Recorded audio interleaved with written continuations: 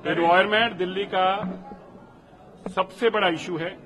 दिल्ली के अंदर हवा गंदी है, पानी गंदा है। आज बहुत मैराथन मीटिंग हुई, लगभग 3-3.5 घंटे, जिसमें हमने ये जानने की कोशिश की कि बीमारियां क्या हैं और उसके समाधान क्या हैं। तो सबसे बड़ी पहली बीमारी ये पता चली कि पिछली सरकार ने एक भी कदम नहीं उठाया दिल्ली की पोल्यूशन को कम करने के लिए, चाहे वो पानी का पोल्यूशन हो चाहे हवा का। मैं आज जो बात करूं केवल हवा के पोल्यूशन की बात कर रहा हूं। एयर पोल्यूशन पे हमारी बैठक थी।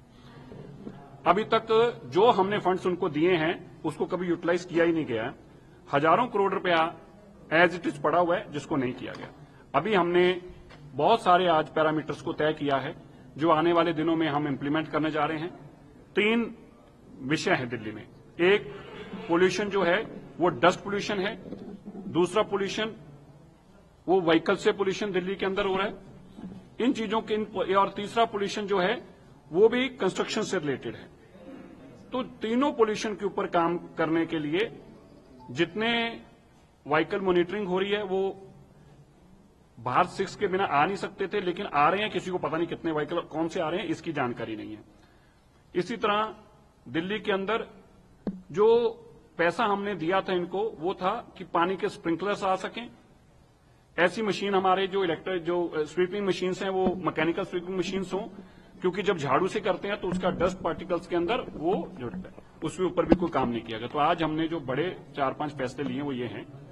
एक, जितने 15 साल पुराने व्हीकल हैं उन व्हीकल्स को 31 मार्च के बाद तेल देना बंद कर दिया जाएगा। हम अपने ऐसे गैजेट्स लगा रहे हैं पेट्रोल पंप के ऊपर जो लगभग 80% पेट्रोल पंप पर लग चुके हैं। 31 मार्च तक 100% पेट्रोल पंप से लग जाएंगे।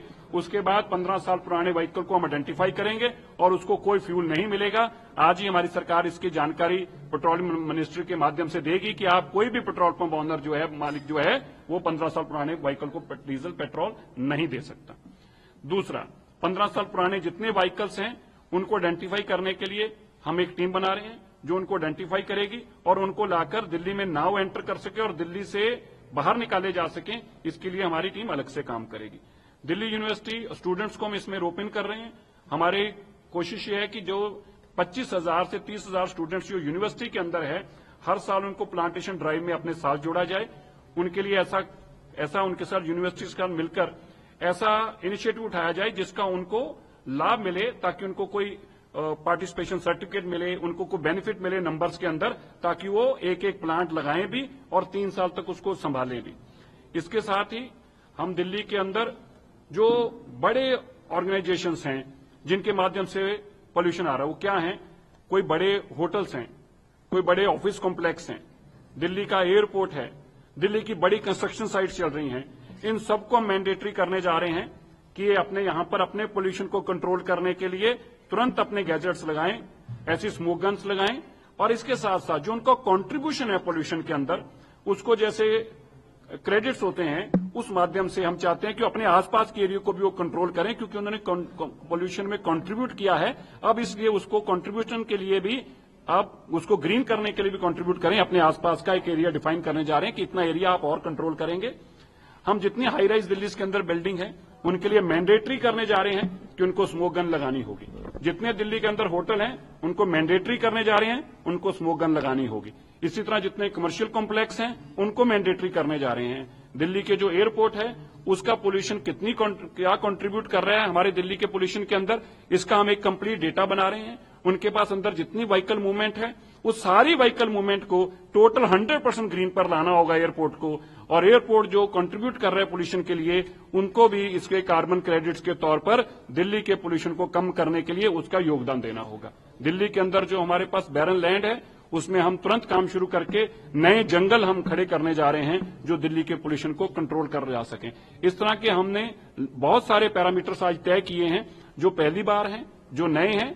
हो सकता है किसी को उसके साथ तकलीफ भी हो, प्रॉब्लम भी हो, और हम क्लाउड सीडिंग के लिए भी अगले जो 3 महीने जो हमारे लिए इंपॉर्टेंट रहने वाले हैं, जो मैक्सिमम पोल्यूशन होने वाला है, हमने आज तय किया है। हर सूरत में जो भी हमें परमिशंस लेने होंगे हम अभी परमिशंस लेंगे, हम यूनिवर्सिटीज को रोपिन करेंगे, आईआईटीज को रोपिन करेंगे और हम इंश्योर करेंगे कि जब आपको दिल्ली के अंदर एयर पोल्यूशन का टाइम होगा तब क्लाउड सीडिंग से बरसात भी कराई जा सके और इस पोल्यूशन के ऊपर रोक लगाई जा सके। सर, कितना पोल्यूशन हो गए जो आपने चीजें बोली है? ये कुछ अलग अलग डेट्स हैं, कुछ 1 अप्रैल से शुरू होने जा रही हैं। जो पुराने व्हीकल्स का तेल है वो 1 अप्रैल के बाद नहीं मिलेगा, क्योंकि 31 मार्च तक हम अपने गैजेट्स को प्रॉपर इंप्लीमेंट कर सकेंगे, ताकि किसी भी गाड़ी वो पेट्रोल पंप पे जाएगा तो वो आइडेंटिफाई हो जाएगी। एंटी स्मोक गन्स जो आप बोल रहे हैं, एंटी स्मोक गन्स के लिए हम अपनी आज एमसीडी को डायरेक्शंस दी हैं। वो सारी बिल्डिंग्स की कंप्लीट लिस्ट ऑफ बिल्डिंग्स हमें प्रोवाइड करने जा रहे हैं जोन वाइज।